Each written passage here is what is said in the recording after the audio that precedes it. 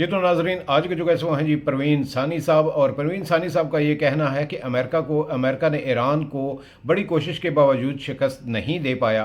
और आपने हुर्मज़ पर भी अभी तक जो है वो ईरानी कंट्रोल है।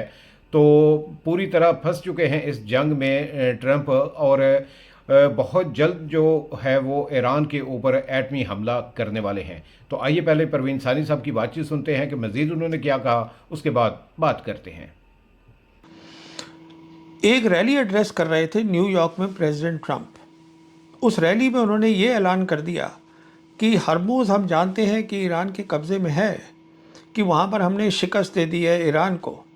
तो ये तो वो पहले भी बोलते रहते हैं। नई बात ये बोल दी कि बहुत जल्दी मैं ऐलान करने वाला हूँ कि जो स्ट्रेट ऑफ हरमुज़ है वो अमेरिकन टेरिटरी है, कि वो अमेरिका का है।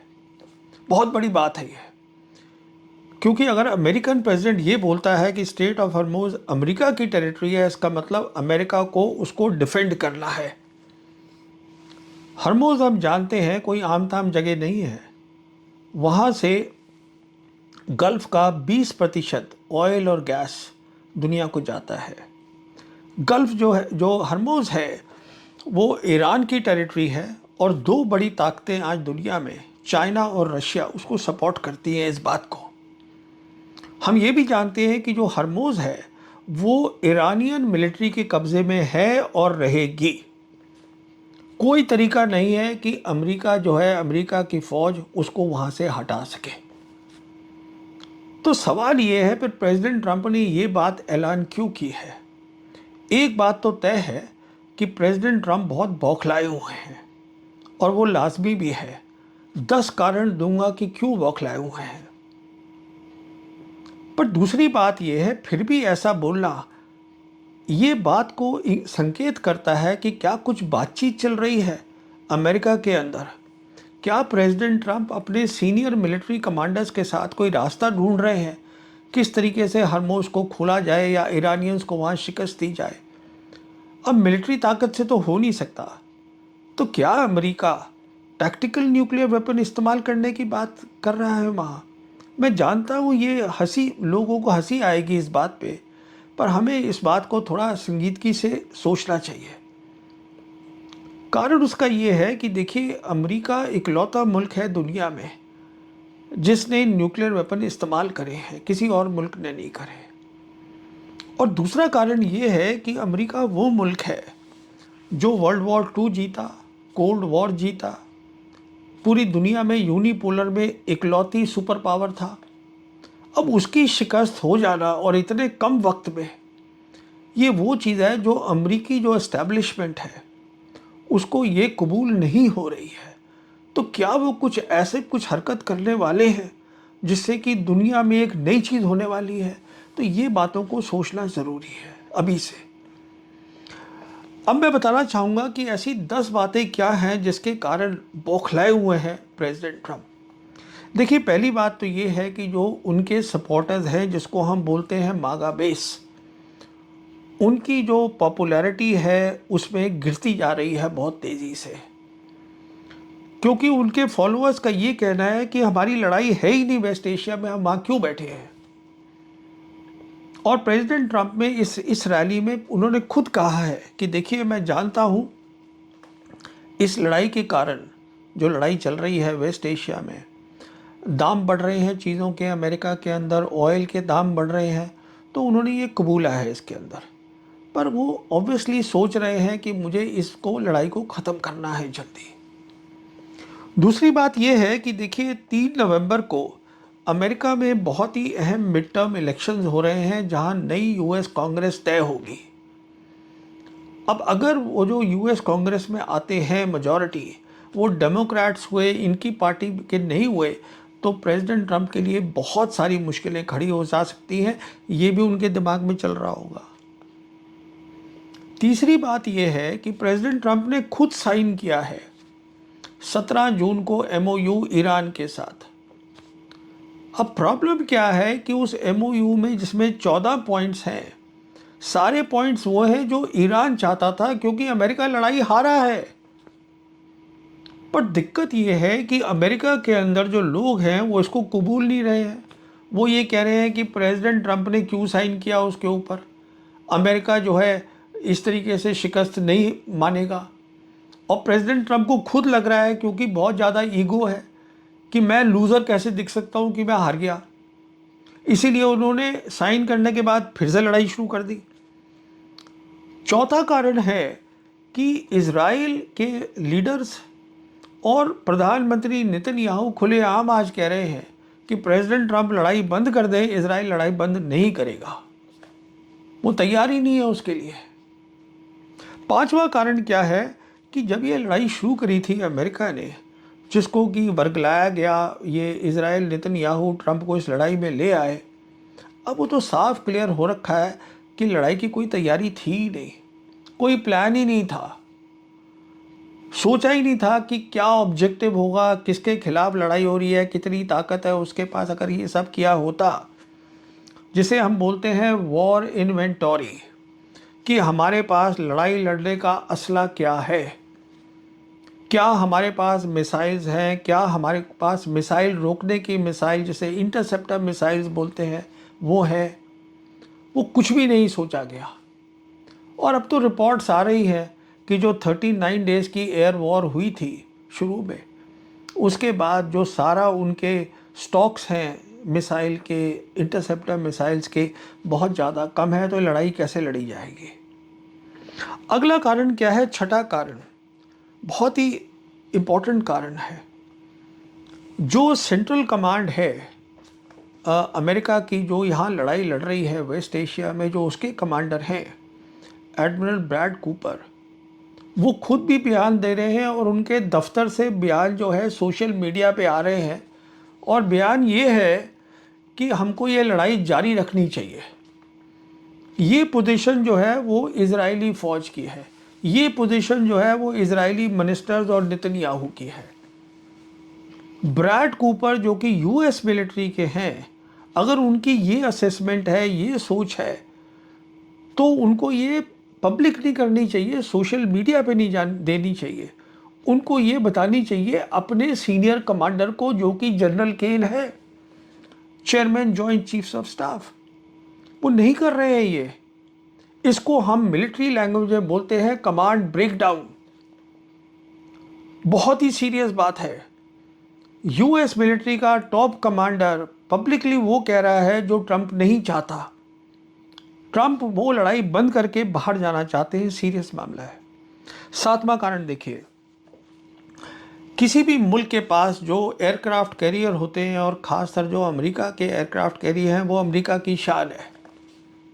अब ये रिपोर्ट्स हैं कि जो अब्राहम लिंकन एयरक्राफ्ट कैरियर है, जो कि पिछले 250 दिन से समुंदर में है, सिर्फ एक बार पोर्ट कॉल करा है, जिसके ऊपर 5000 जो है वो फौजें हैं अमेरिका की।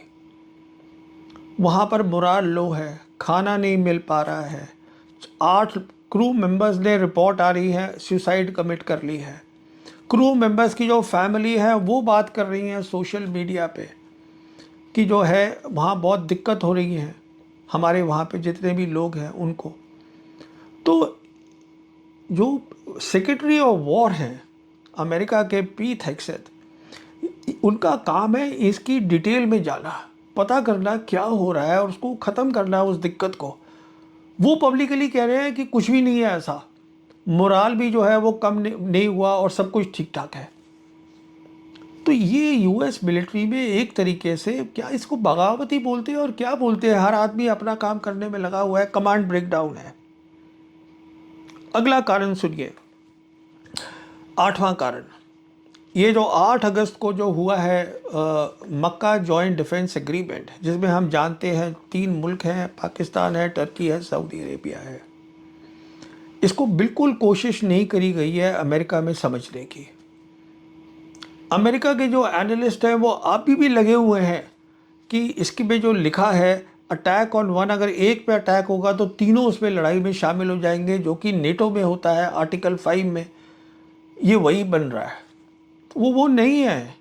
मैं समझा चुका हूँ अपने हिंदी के वीडियो में, ये जो जॉइंट, जो attack on one, attack on all जो है, वो यूनाइटेड नेशन के अंडर है, वो नेटो नहीं है, वो अलग चीज़ है वो। पर अमेरिकी जो हैं वो अपने तरीके से सोचते हैं, समझने की कोशिश नहीं कर रहे हैं कि जो नया वर्ल्ड ऑर्डर बन रहा है इसका क्या मतलब है। तो ये सब बातें प्रेसिडेंट ट्रंप को बताई जा रही होंगी और ये भी बताया जा रहा होगा कि इस एग्रीमेंट के अंदर आज 3 मुल्क हैं, कुवैत है, उसके बाद कतर है लाइन में खड़ा हुआ, वो भी इसको शामिल ज्वाइन करना चाहता है। टर्की कोशिश कर रहा है कि इजिप्ट भी इसके अंदर शामिल हो जाए। तो कहने का मतलब ये है, वो ये भी सोच रहे होंगे कि ये सब मेरे खिलाफ है और इसको मैं जल्दी से जल्दी रोकूं, इसका मतलब मैं हरमोज खोलूं जल्दी से जल्दी और मैं यहाँ से अगला स्टेप अपना सोचूं। फिर ये भी एक खतरा दिख रहा है। अगली बात बताता हूँ, 9th बात। आज मैं एक अमेरिका का चैनल है ट्रांजिशन प्रोटोकॉल, उस पर था, तो उनके होस्ट ने मुझे बताया कि जो प्रिंस सलमान है सऊदी अरेबिया के, उन्होंने फिर से बात करी है प्रेसिडेंट ट्रंप से और कहा है कि आप इस लड़ाई को आगे ना बढ़ाइए बिल्कुल। और उसका कारण बिल्कुल सही है, क्योंकि आप देखिएगा जो सऊदीज़ है वो कोशिश में लगे हुए थे कि हम दोनों जगह अपना पैर रखे लटका अटा के। अमेरिका से भी दोस्ती करी हुई है और चाइना और ब्रिक्स के मेंबर भी हैं। तो अब क्या हुआ है, याद करिएगा कि नवंबर 2025 में प्रिंस सलमान गए थे वाइट हाउस में, जहाँ पे प्रेसिडेंट ट्रंप भी खड़े थे। वहाँ पर ये अनाउंसमेंट करी प्रिंस सलमान ने कि जो सऊदीज़ हैं वो $600 बिलियन अमेरिका में इन्वेस्ट करेंगे। उसके ऊपर प्रेसिडेंट ट्रंप ने ये टिप्पणी करी थी कि भाई 600 की जगह आप 1 ट्रिलियन कर दो। और हम जानते हैं कि अमेरिका की बहुत सारी इन्वेस्टमेंट्स हैं सऊदी अरेबिया में, और ये वो भाषा है पैसे की, डील्स की, जो प्रेसिडेंट ट्रंप को समझ में आती है। तो सऊदी प्रिंस ने यही बताया होगा प्रेसिडेंट ट्रंप को कि इस सब पे खतरा है, मैं इन्वेस्टमेंट नहीं करूँगा, आपकी जो यहाँ इन्वेस्टमेंट्स हैं उन पे भी खतरा है। तो वो उनको बात समझ में आ रही है। तो वो ये एक बड़ी बात, इम्पॉर्टेंट बात है। और वो ये भी समझ रहे होंगे कि सऊदी जो है वो इसमें जॉइंट डिफेंस एग्रीमेंट में भी शामिल है।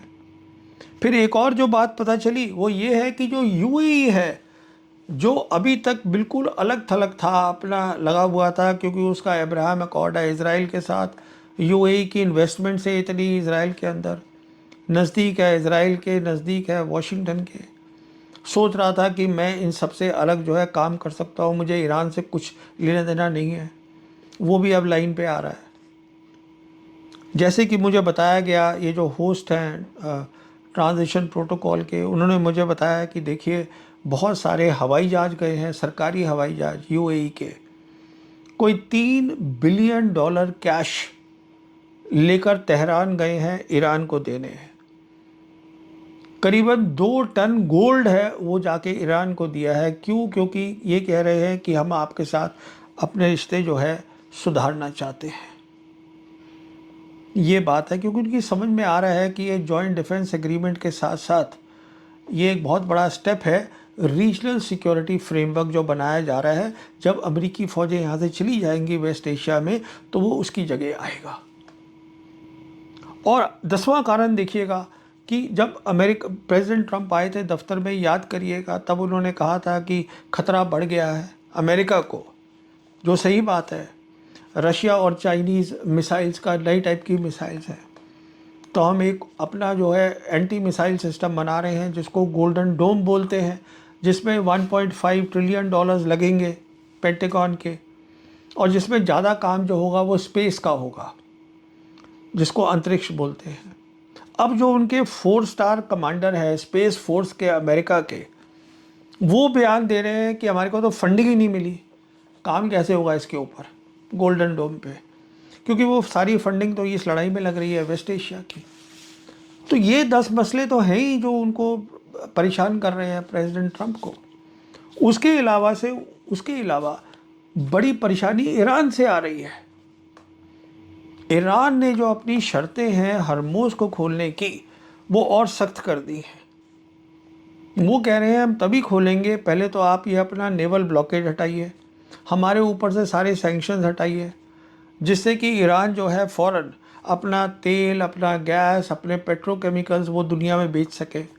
अपनी फ़ौजों को वेस्ट एशिया से निकालिए, हमारे जो आपने दबा के चोरी करके जो एसेट्स रखे हुए हैं करीबन $12 बिलियन के, उसको आप रिलीज़ करिए।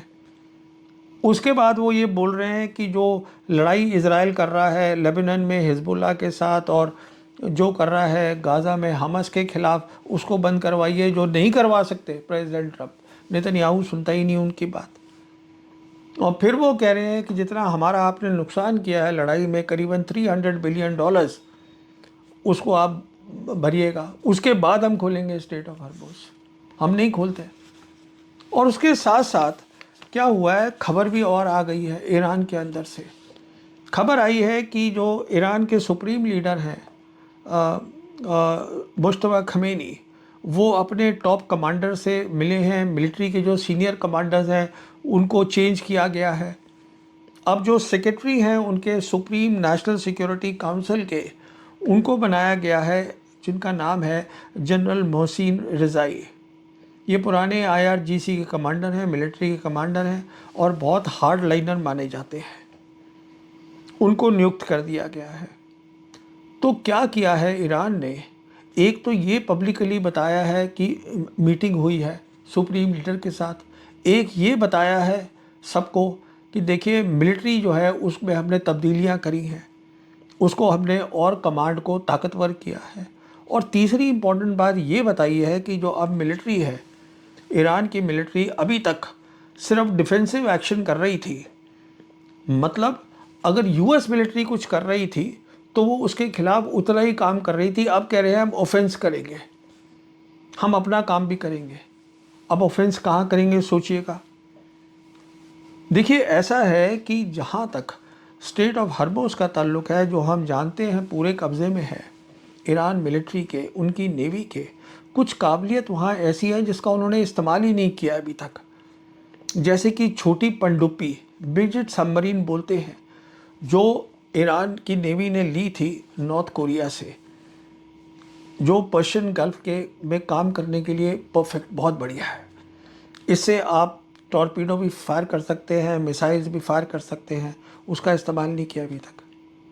फिर उनके पास ड्रोन्स हैं, अंडर वाटर ड्रोन्स, जो बिल्कुल साइलेंट है। वो जो दूसरे साइड का सोनार है वो उसकी आवाज़ को नहीं पकड़ पाएगा, उसका भी अभी तक इस्तेमाल नहीं किया है। फिर देखिएगा उनके पास जो मिसाइल्स हैं, ये तो अमेरिकन भी मान गए हैं, उनकी जो मिसाइल्स हैं लंबी रेंज की, वो एक्यूरेट हो गई हैं। बहुत एक्यूरेट क्यों हो गई हैं? क्योंकि एडवांस्ड मिसाइल्स हैं जो मिड कोर्स, मतलब छोड़ने के बाद अपना रास्ता बदल सकती हैं, करेक्शन अपने आप कर लेती हैं कि मुझे कहाँ जाना है। बहुत स्पीड से जाती हैं, स्पीड है करीबन मैक 7 मैक 8 इस स्पीड से जा रही है। मैक का मतलब है स्पीड ऑफ साउंड। फिर जो वहाँ पर जो मिसाइल पहुँचेगी, एक तो मान लीजिए इज़राइल है, उनके पास इंटरसेप्टर नहीं है, कमी है। और दूसरा उस मिसाइल में क्योंकि वो अपना रास्ता बदल लेती है, कोर्स करेक्शन कर लेती है, वो उनके जो एयर डिफेंस सिस्टम्स हैं वो उनको इवेड कर देगी, उससे अलग निकल के टारगेट पे जाके हिट कर देगी। वो कर सकती है। तो कहने का मतलब ये है, जब इतनी उनके पास एक्यूरेट मिसाइल्स हैं, तो ये जो नेवल ब्लॉकेड लगा रखा है हॉर्मुज़ पर अमेरिकन्स ने 13 अप्रैल से, नेवल ब्लॉकेड का मतलब होता है ये लड़ाई है, दिस इज़ वॉर। जब आप नेवल ब्लॉकेड लगाते हैं, अभी तक ईरानियन चुप बैठे थे। क्या ऑफेंस का मतलब है कि अब वो अपनी मिसाइल इन पे दागेंगी, जो यहाँ पर इनके बड़े बड़े जहाज है वहाँ पर। अगर 2 जहाज भी उड़ गए, डिस्ट्रॉयर्स उड़ गए US नेवी के, तो आप सोच लीजिए कि क्या इज्जत रहेगी अमेरिकन नेवी की, जो इतनी बड़ी नेवी, ताकतवर नेवी मानी जाती है। फिर ईरानियन ने ये भी कह दिया है कि हम स्टेट ऑफ हॉर्मुज़ में जो अंडर सी केबल्स इंटरनेट जा रहा है, अब उसको काट सकते हैं। इंटरनेट कट गया तो जो इंटरनेट जा रहा है गल्फ़ कंट्रीज़ में, वेस्ट एशिया में, इवन इंडिया में, करीबन 7 केबल्स हैं जो मुंबई जा रही हैं, उस पर आप समझ लीजिए कितना नुकसान हो जाएगा। इंटरनेट ही अवेलेबल नहीं है, आप क्या करिएगा। फिर उसके बाद जो है, आज उनके पास ताकत है कि वो जो है वो डिगो गार्शिया तक हिट कर सकते हैं, क्योंकि इतनी एक्यूरेट मिसाइल है। डिगो गार्शिया 4000 किलोमीटर है ईरान से लेकर इंडियन ओशन रीजन में। और ये सब इसलिए हो पा रहा है क्योंकि चाइनीज़ ने उनको स्पेस की कैपेबिलिटी बेदू दे रखी है। और बेदू की एक ख़ास बात क्या है, बहुत ही एडवांस्ड है, जीपीएस से जो अमेरिका की है उससे बेहतर है। इसमें होता है जिसको बोलते हैं हम यागोन ऑगमेंटेशन सैटेलाइट्स, जो कि 900 किलोमीटर और 1200 किलोमीटर एल्टीट्यूड पे काम करता है ज़मीन के ऊपर, जिसको हम लो अर्थ ऑर्बिट बोलते हैं। इसका सिग्नल बहुत स्ट्रांग होता है, इतना स्ट्रांग सिग्नल है कि जो अमेरिकी इलेक्ट्रॉनिक वॉरफेयर है या साइबर है, इसमें इस्तेमाल नहीं हो पाएगी, नुकसान नहीं कर पाएगी। तो इस सिग्नल के थ्रू जो है वो जो लंबी रेंज की मिसाइल्स हैं उनको रास्ता बताया जाता है और वो एक्यूरेसी से अपने टारगेट पे पहुंचेंगे। कहने का मतलब ये है कि आज ईरान पूरी तरीके से ताकतवर पोजीशन में है, मिलिट्री के मुतालिक एडवांस्ड मिसाइल्स हैं, प्रोडक्शन बढ़ी हुई है, और दूसरी तरफ वो जो है सब कुछ कम है, ड्रोन्स हैं, सब कुछ इनके पास है, प्रोडक्शन हो रही है। अच्छा, पर आज भी जो है, जो उनकी फोकस है, जो वो चाहते हैं, जो ईरानी चाहते हैं, वो ये चाहते हैं कि अमेरिका जो है यहाँ से निकले बाहर। अपनी फ़ौजें जो 50,000 फ़ौज उन्होंने वहाँ बिठा रखी है, और कुछ तो हट भी गई है अब गल्फ़ कोऑपरेशन काउंसिल के जो कंट्रीज़ हैं जीसीसी की, वहाँ से उसको आप निकालिए, जिससे कि हम अपना रीजनल फ्रेमवर्क, जिसमें अहम काम होगा जो मैंने बताया मक्का जॉइंट डिफेंस एग्रीमेंट का, वो वहाँ पर लाएं। हम अपने मसले खुद सॉर्ट आउट करना चाहते हैं, आप निकलिए यहाँ से। वो आज भी वही चाहते हैं। इसमें पाकिस्तान का, अब जब मैंने आपको ये पूरी बात समझा दी कि क्या ट्रंप सोच रहे हैं और जो उन्होंने ऐलान किया है, तो आज पाकिस्तान का रोल जो है वो और बढ़ गया है। पाकिस्तान मीडिएटर तो है ही, उसका अब काम ज़्यादा हो गया है। और यही कारण है कि रिपोर्ट्स आ रही हैं कि ईरान की हाई पावर्ड 21 मेंबर की टीम, जिसमें उनके सीनियर लीडर खालिबाफ, अब्बास अराक्ची भी शामिल हैं, ये सब जा रहे हैं पाकिस्तान। क्यों जा रहे हैं? बहुत सीधी सी बात है, क्योंकि आज पाकिस्तान के जो आर्मी चीफ हैं फील्ड मार्शल आसिम मुनीर, वो इकलौते पर्सन हैं, इकलौते हैं जो कि प्रेसिडेंट ट्रंप से डायरेक्टली बात कर सकते हैं, उनको बता सकते हैं कि देखिए यहाँ पर क्या सोच है, क्या तैयारी है, कि किस तरीके से आप जो बोल रहे हैं कि हम ये कर देंगे, उससे क्या नुकसान हो सकता है।